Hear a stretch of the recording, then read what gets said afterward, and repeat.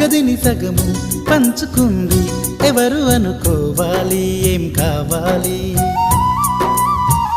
మదిని బరువు పెంచుకుంటూ ఎవరికేం చెప్పాలి ఏం చేయాలి అసలు తను ఎలా ఉందో ఏం చేస్తుందో ఏమోలే స్పెషల్ మనిషైనా కూడా మనకేముంది మామూలే కళలు తెలుసా ఏమో బహుశా కవిత మనిషా కలల హంస మనసు కొంచెం తెలుసుకుంది కలిసిపోయే మనిషిలాగా మంచి పద్ధతంటూ ఉంది మదిని లాగుతున్నది ఎంత ఎంత వింతగున్నది